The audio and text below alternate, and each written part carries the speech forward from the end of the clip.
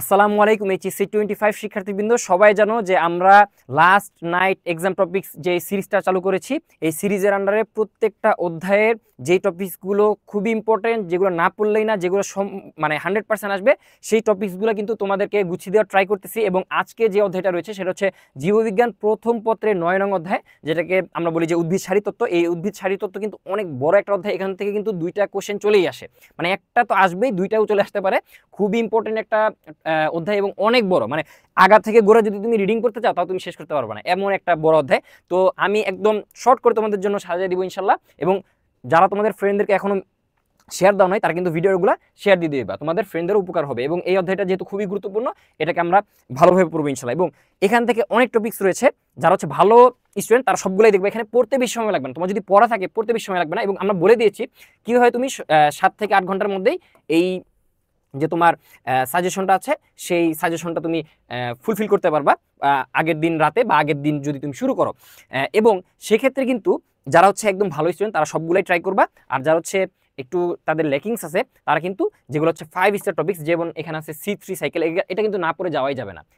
C3 cycle পড়তে হবে। এবং C3 সাইকেল এবং C3 এবং C4 এর যে পার্থক্য, ঠিক আছে, এটা কিন্তু খুবই ইজি একটা পড়া, এটা তোমরা পড়ে ফেলতে পারবা। এবং গ্লাইকোলাইসিসের যে ধাপগুলো রয়েছে এগুলো কিন্তু খুব ভালোভাবে পড়তে হবে। এটা মনে করো চলেই আসছে, ঠিক আছে, এটা চলে আসছে। এবং যারা একটু পড়তে চাও, এটা মানে একদম যে লাস্ট বেঞ্চারদের জন্য, মানে আমাদের মতো স্টুডেন্টদের জন্য, তারা হচ্ছে এগুলো পড়বা।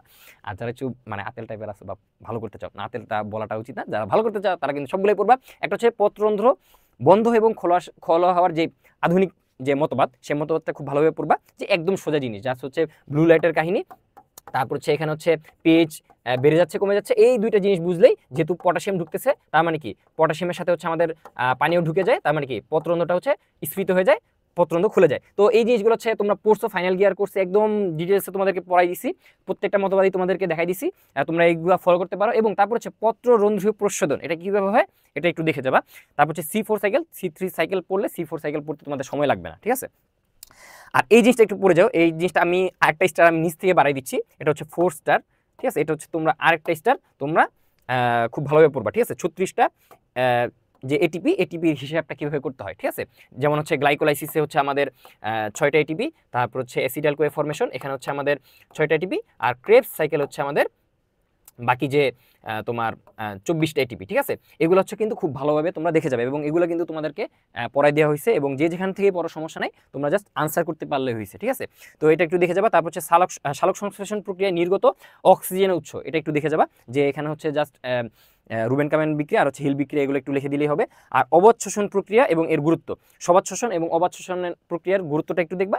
আর যেহেতু গুরুত্ব পারো, তার মানে যদি পার্থক্য আসে তাহলেও তোমরা পেরে যাবে ইনশাল্লাহ। তো আলটিমেটলি যে জিনিসটা দাঁড়াচ্ছে, যে একদম যদি বলি যে যে জিনিসগুলো না পড়লেই না, সেটা আমি বলবো যে C3 সাইকেল, C3 এবং C4 এর মধ্যে পার্থক্য, গ্লাইকোলাইসিস আর 36টা অণু এটিপির যে হিসাব, 36 অণু এটিপির যে হিসাব, এই 4টা জিনিস পড়ো। আর বাকিগুলো হচ্ছে টাইম পাইলে পড়বা, ঠিক আছে। যারা ভালো ছাত্র, যারা A+ পাইতে চাও, তারা কিন্তু কোনো টপিকই মিস দিও না, জাস্ট এই টপিকগুলো পড়লে ইনশাল্লাহ ভালো করতে পারবা। এবং তোমরা কিন্তু তোমাদের ফ্রেন্ডদের সাথে শেয়ার করে দিবা। এবং আমাদের যে আগের যে ভিডিওগুলো রয়েছে, আগের যে অধ্যায়ের ভিডিওগুলো রয়েছে, সেগুলো যদি তোমরা না দেখে থাকো, তাহলে কিন্তু অবশ্যই এডু একাডেমি স্কুলের পেজ অথবা তাদের যে ইউটিউব চ্যানেল রয়েছে, আমাদের যে ইউটিউব চ্যানেল রয়েছে, সেই ইউটিউব চ্যানেল কিন্তু তোমরা দেখতে পারো। প্রত্যেকটা অধ্যায়ের আমি কিন্তু সাজেশন সুন্দরভাবে সাজিয়ে দিচ্ছি। এবং এর মধ্যে থেকে যদি তোমাদের কোনো প্রকার কোয়েশ্চেন থাকে, কোনো ধরনের সমস্যা রাইজ হয়, তোমরা কিন্তু আমাদের সাথে শেয়ার করতে পারো। আমরা কিন্তু সবসময় যে কোনো স্টুডেন্টকে আমরা কিন্তু সবসময় সার্ভিস দিই, আমাদের কাছে পড়ুক বা না পড়ুক, আমরা কিন্তু সাজেশন বা যে কোনো ধরনের হেল্প আমরা করে থাকি, ঠিক আছে। তো